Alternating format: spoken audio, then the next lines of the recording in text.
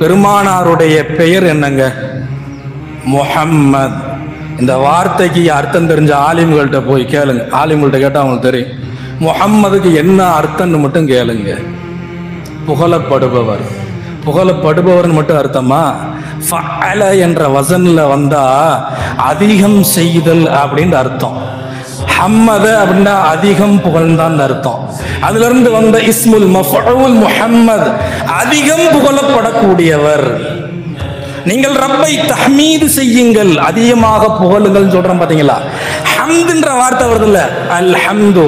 இந்த ஹம்துன்ற வார்த்தையுடைய வேர் சொல்ல இருந்துதான் முஹம்மது என்பது பிறந்துச்சு. முஹம்மது என்ற வார்த்தைக்கு அதிகம் புகழப்படுபவர். நீங்க கேட்கலாம், முஹம்மது என்ற பெயர் அல்லாஹ்வா வச்சான்? அவனுடைய பாட்டனார் அப்துல் முத்தலிப் தானே வச்சாரு. அல்லாஹ் வச்சிருந்தா அப்படி வச்சிருப்பானா அப்படின்னு நீங்க ஒரு கொஸ்டின் கேட்கலாம்.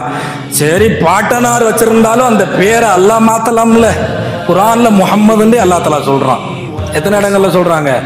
4 இடங்கள்ல அல்லாஹ் சொல்றான். அதிகம் புகழப்படுபவர் ஸல்லல்லாஹு அலைஹி சொன்னாங்க, என்னை புகழக்கூடாது என்று எவன் சொல்கிறானோ அவன் என்னை புகழ்ந்து கொண்டேதான் என்னை திட்டுகிறான். எப்படி?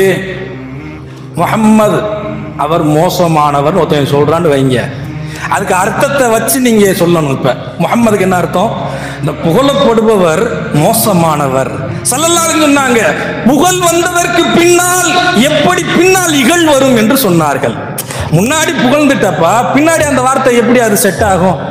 புகழப்படுபவர் என்றால் நல்லவர் வல்லவர் அப்படின்னு தானே வரணும். புகழை சொல்லிவிட்டு இகழ்ச்சி பின்னால் எப்படி வரும்? என்னை திட்டுபவனும் என்னை புகழ்கிறான் என்றார்கள் பெருமானார் ஸல்லல்லாஹு அலைஹி வஸல்லம்.